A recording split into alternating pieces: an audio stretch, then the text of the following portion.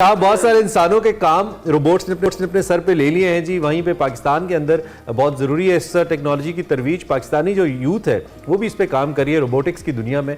हमारे साथ इस वक्त एक इंजीनियर मौजूद हैं। उन्होंने वैसे तो ये it was a group of 3 engineers जिन्होंने एक यूनिवर्सिटी प्रोजेक्ट के अंदर आर्टिफिशियल इंटेलिजेंस के जरिए एक रोबोट तैयार किया जो कि मुख्तलिफ उम्र रसीदा और बाजूर अफराद को खाना खिला सकता है। इंसानियत की खिदमत का मकसद जहन में रख के इस रोबोट को बनाया गया है। स्पेशली कोविड-19 के लिए या इस जैसी सिचुएशन के लिए बड़ा मौसर साबित हो सकता है। जिस टीम ने ये किया उनके एक बड़े इंपॉर्टेंट मेंबर फहद आमिर इस वक्त हमारे साथ मौजूद हैं। नस से इनका ताल्लुक है और वहीं से इन्होंने इंजीनियरिंग पढ़ी है। कैसे इन्होंने ये किया और क्यों किया, इसी पे हमने बात करनी है। फहद अस्सलाम वालेकुम, कैसे हैं आप? वालेकुम अस्सलाम, मैं ठीक ठाक। आपसे बिल्कुल ठीक। फहद, पहले तो अपने इस प्रोजेक्ट, इस रोबोट के हवाले से बताएं, कब इसको बनाना स्टार्ट किया, आपके प्रोजेक्ट का हिस्सा था और 3 मेंबर्स थे आप लोग, ज़रा इस जर्नी को शेयर करें। अच्छा, तो बैक इन 2022 हमारा फाइनल ईयर प्रोजेक्ट जब स्टार्ट हुआ तो हमें एक आइडिया आया कि क्यों ना एक ऐसा रोबोट बनाएं जो कोविड के पेशेंट्स हैं या जो मजदूर अफराद हैं जो खुद खाना नहीं खा सकते उनको हेल्प आउट करें। क्योंकि WHO की रिपोर्ट के मुताबिक दुनिया के 14 से 15% लोग डिसेबल्ड हैं और ये एक बहुत बड़ी बात है। तो हमने उनकी हेल्प के लिए अपनी इंजीनियरिंग को एम्बेड करके एक मशीन बनाई। हम 3 मेंबर हैं, उसामा, वाजिद और मैं, जिन्होंने ये एक रोबोट बनाया है।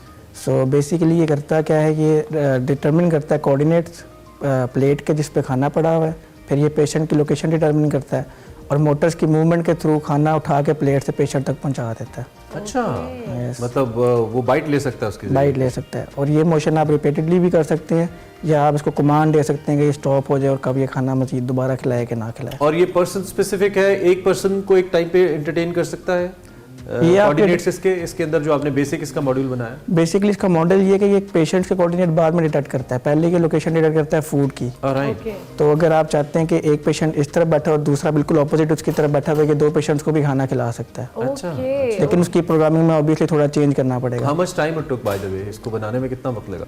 इसको बनाने में मैं 1.5 साल लगा।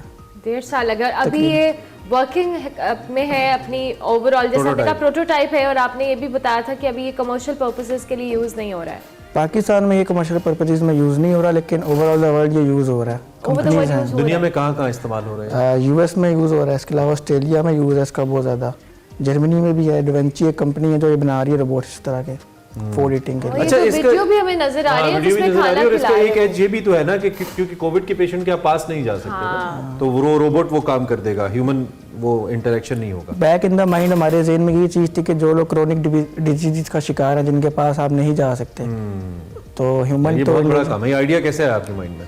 बेसिकली हमें आइडिया, एक तो कोविड का फेज गुजरा था उसको देख के ये थोड़ा आइडिया आया था। दूसरा चार्ली चैपलिन के, अगर आपने एक वो देखा हो शो, उसमें भी उसने ये पेश किया था आइडिया, जो रोबोट खाना खिला रहा था। बहुत सारी ऐसी डिजीजेस हैं जिसमें इंसान। ये बताएं, obviously it took a lot of time. आपने बताया कि 1.5 साल लगा आपको ये बनाने के लिए। दुनिया भर में रोबोटिक्स को लेके या रोबोट्स बहुत ज़्यादा ऑपरेशनल है। जापान के अंदर देखा जाए, चाइना के अंदर देखा जाए, US के अंदर इनफैक्ट, तो दुनिया बहुत ज़्यादा आगे जा रही है। और अनफॉर्चुनेटली हम अभी, आपने जैसे कहा, प्रोटोटाइप पे ही है, लेकिन स्टिल यहाँ पर कितना इंपॉर्टेंट है कि इस तरह के कमर्शियल पर्पसेस के लिए इसको मज़ीद इनकरेज किया जाए इस फील्ड को। अगर हम रीजनल डायनामिक्स देखें पाकिस्तान के, तो बात यह है कि पाकिस्तान में लेबर सस्ती है रोबोट से, तो रोबोट्स की मेंटेनेंस थोड़ी महंगी होती है। अगर इसको हम कमर्शियली डेवलप करते हैं तो कॉस्ट इसकी बहुत ज़्यादा आती है।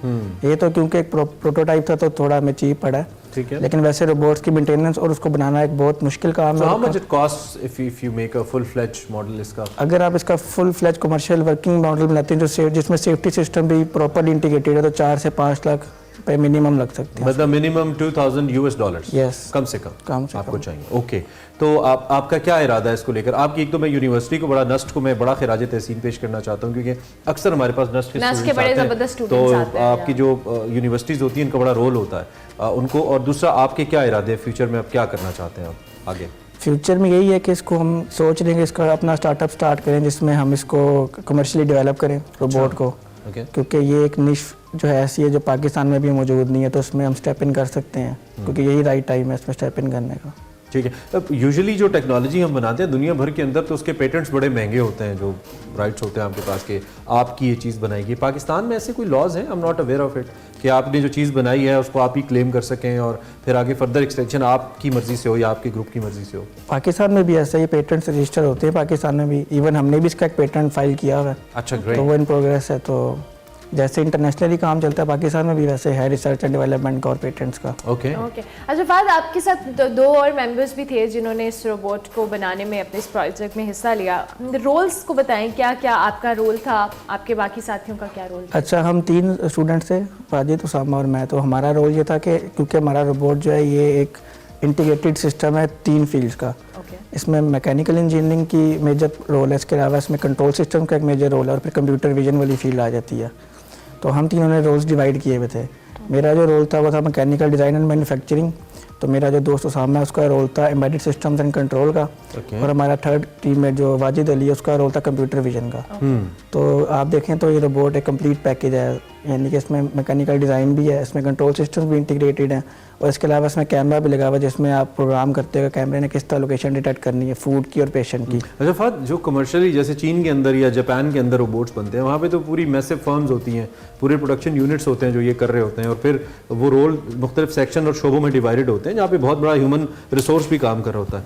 तो आप 3 लोगों ने मिलके अगर एक शोबे को ही डिवाइड किया तो पूरा शोबा कंट्रोल कर लिया आपने? Was it easy doing that? Prototype बनाने के लिए अगर आप कहें तो हमने वो कंट्रोल कर लिया और आगे फ्यूचर में अगर इसको हम इंडस्ट्रियल लेवल पे लेके जाएं तो उसके लिए थोड़ा टफ होता है, ये काम 3 बंदे नहीं करेंगे। फिर उसमें हर डोमेन के अंदर भी एक अलग डोमेन आ जाती है। आप बीइंग स्टूडेंट कितना, क्योंकि बहुत सारे स्टूडेंट्स मेरे जैसे ऐसे हैं जो इंजीनियरिंग की तरफ जाते ही नहीं हैं, इंजीनियर्स के ऊपर सबसे ज़्यादा मीम्स भी बनती हैं, ठीक है, कि मैं वो मैट्रिक में थी, मैं इंजीनियर बन रहा था, उसकी शादी हो गई, बच्चे हो गए, मैं इंजीनियर बन रहा था। It's a long career thing जो चलती रहती है और लोग बड़ी मुश्किल से क्वालिफाई भी करते हैं। एक तो बीइंग एन इंजीनियर, जो लोग इंजीनियर बनने का सोच रहे हैं लेकिन डर रहे हैं कि पता नहीं फ्यूचर क्या है पाकिस्तान में, उनको आप क्या मशवरा देंगे? और दूसरा ये कि the type of engineering you doing, इसका भी फ्यूचर आप पाकिस्तान में देखते हैं? बिल्कुल देखते हैं। इंजीनियरिंग देखिए is a never ending field, इसकी कोई बाउंड्री नहीं है। और मेरे हिसाब से अगर आप देखें तो दुनिया में सबसे हाईली पेड जो जॉब्स भी हैं वो साइंस में ही है, चाहे वो इंजीनियरिंग हो या मेडिकल हो। और जितनी इसमें रिसर्च एंड डेवलपमेंट हो रही है उतनी ही जॉब्स मोर क्रिएट हो रही हैं, तो ख़त्म नहीं हो सकती फील्ड कभी। और जो रोबोट्स या रोबोटिक्स इसको कहा जा सकता है, इसका एरिया, इसके अंदर भी आप समझते हैं कि उतना ही, ये जिस सेंचुरी में हम रहे हैं ना, ये रोबोटिक्स का ही बूम चल रहा है इसमें। अगर आप देखें तो हर जगह पे आर्टिफिशियल इंटेलिजेंस भी अब क्योंकि बहुत ज़्यादा ऊपर जा रही है। इसके अलावा रोबोटिक्स और यही 2 फील्ड्स हैं जो बहुत मेजर, जिनमें आप तरक्की देखेंगे। तो कुछ साइंटिस्ट इसको इंसानियत के लिए खतरा भी करार देते हैं। आपका चूंकि सब्जेक्ट है तो आप समझते हैं कि आने वाले वक्त में कहीं रोबोट्स टेक ओवर कर लेंगे, हम इधर बैठे होंगे, कोई रोबोट उसका दिमाग खराब हो जाएगा और यहाँ पे आ जाएगा, कहेगा बंद करो ये सब कुछ। देखिए ये इंसान के यूज पे, डरना चाहिए रोबोट से? डरना चाहिए, लेकिन ये मैं आपको सही बताऊं तो ये इंसान के यूज पे कि वो उसको किस तरह यूज करता है। हर चीज के 2 पर्सपेक्टिव होते हैं।